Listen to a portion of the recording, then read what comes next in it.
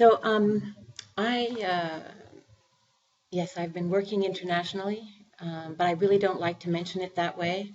I like to talk about working in a particular place. Okay. So, and I've discovered some things that I wanted to share, and I actually would like to discuss with all of you. It's about the premise of our whole work and how we can improve the world. It's about the well-being of people, taking initiative. I think that's a very important thing. We can't just stop and let the client to tell us what to do.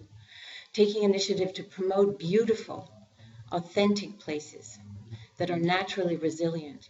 And I think that the word resilient is really important, that it's become this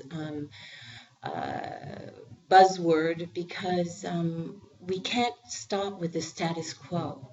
It's not enough to be sustainable.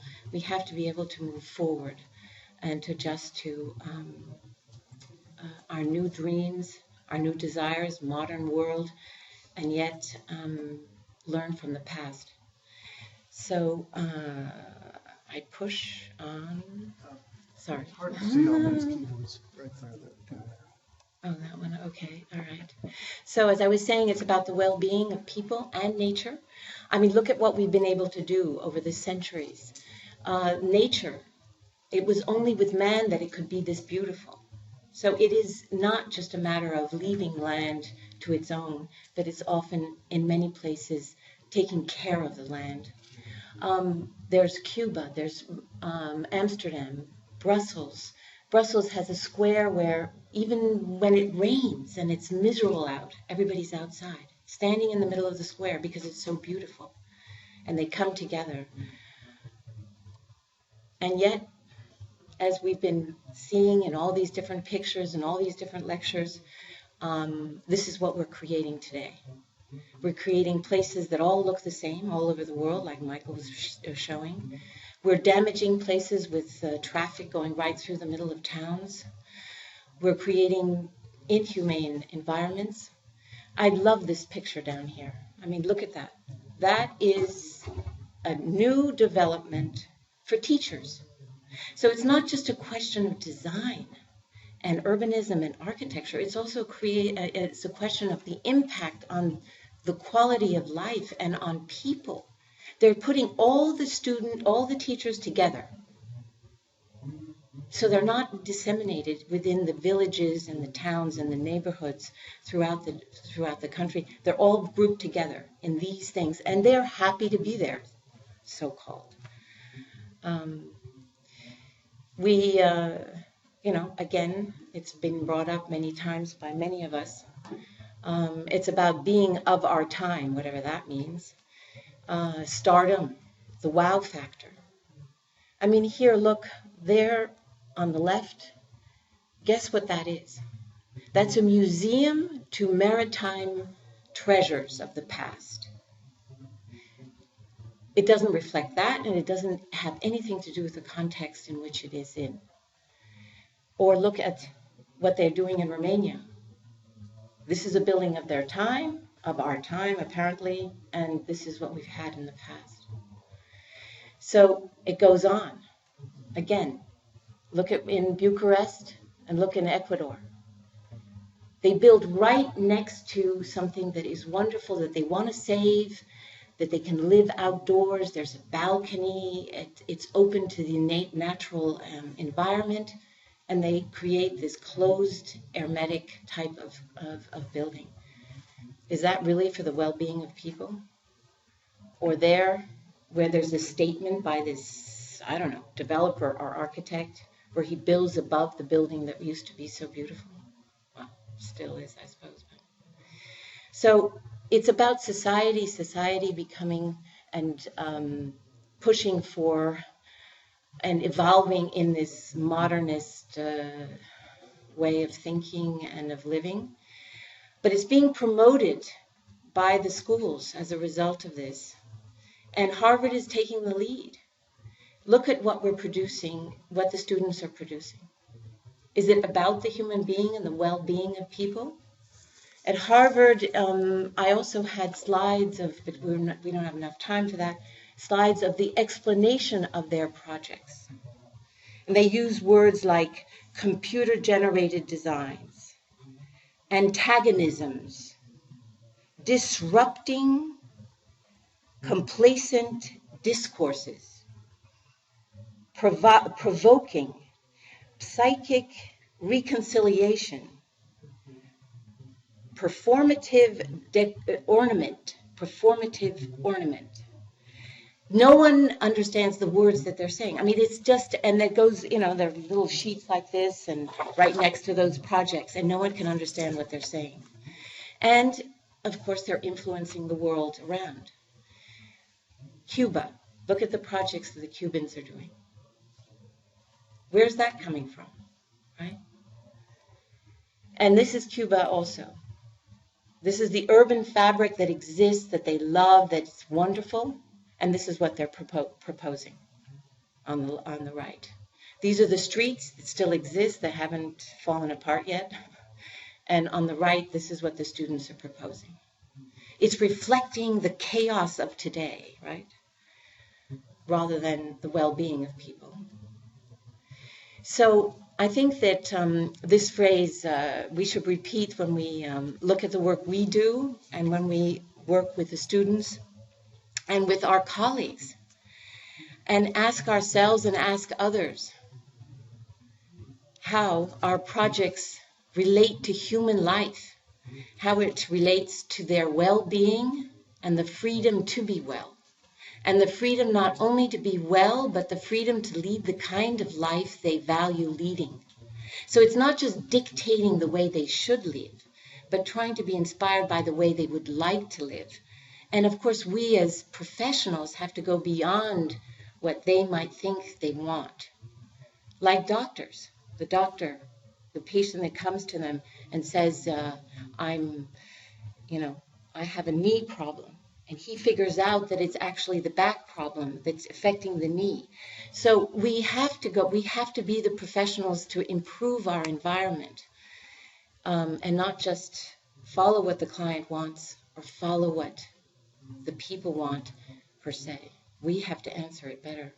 So there's help out there. We need help. Look at that place. I think this is a great picture that I just photographed out of a magazine.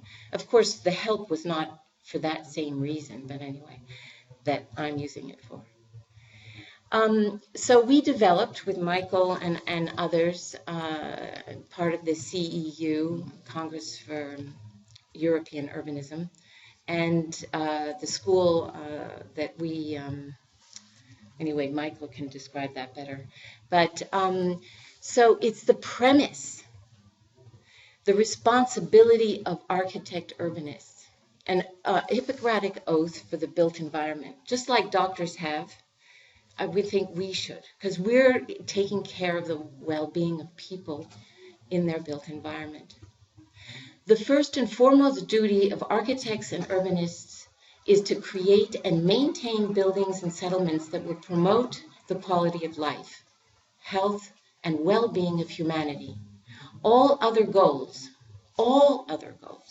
commercial, artistic, personal, must serve and support this primary professional duty. We will do this by creating and maintaining and promoting, of course, built environments that offer choice, a range of density and social contact from urban density to natural tranquility, causing neither involuntary isolation or involuntary loss of privacy, promoting a just and optimal mediation between conflicting freedoms.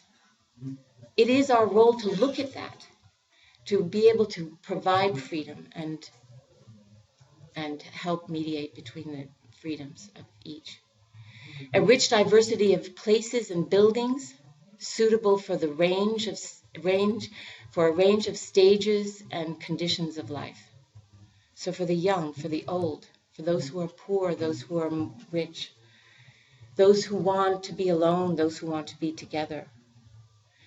Adaptability. We have to think about that, and that was where we get into the whole that fact of resilience. Adaptability to change to meet unique and changing needs, aspirations, and quantitative judgments. It's a question of belonging. How can we create places, promote places, save places, develop places where there's the ability to feel ownership of a place with an opportunity to participate in its growth. Ability to connect to living local traditions. Ability to care for and love a place. Like Steve Mouzon would say, if it's not lovable, we're not going to take care of it.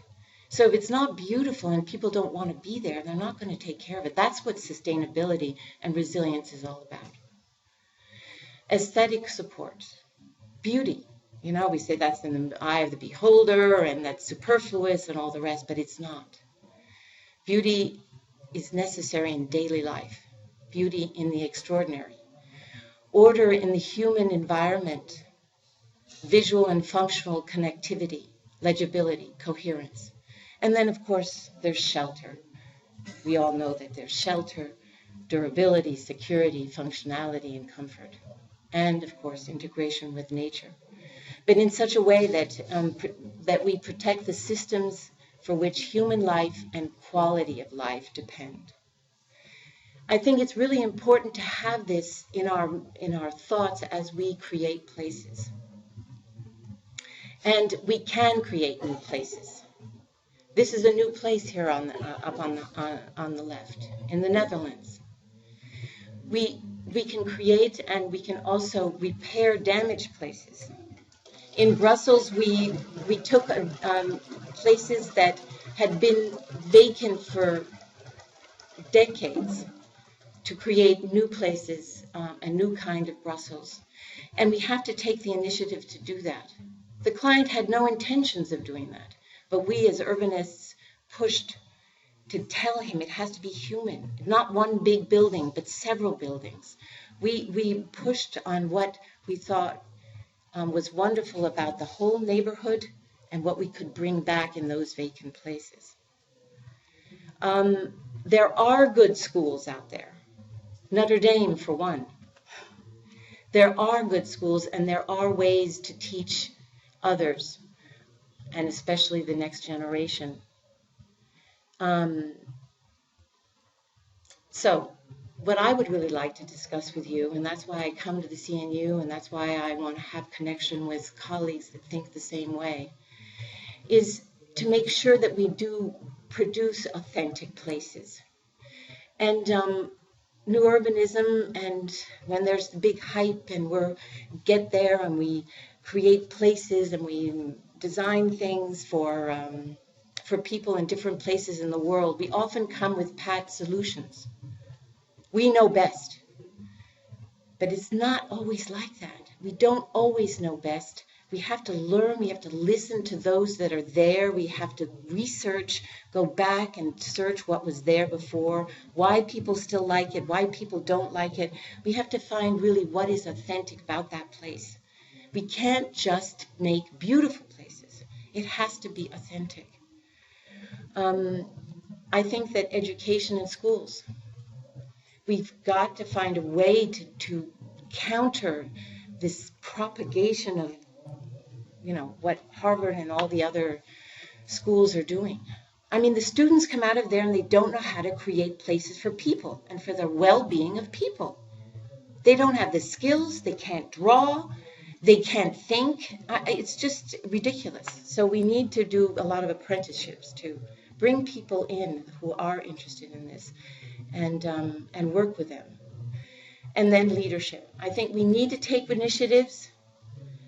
For example, I really want to, and I will, do a master plan for Guayaquil. I've been working in Ecuador for a long time. And we really have to get together, and I have to bring down experts from everywhere, bring on board people locally that are also interested in improving it. We have to take initiatives like that. Tear down a tower when the client didn't even want to. So it is up to us to take the leadership. We're not just the architects that make it cost more. We're the architects who are going to create a better world and take leadership in that way. So it is really about how we research, how we brainstorm together, how we collaborate. And then I just want to end again. It's all about the well-being of people. And I just have to stress it over and over again. It's about beauty. It's about authenticity. It's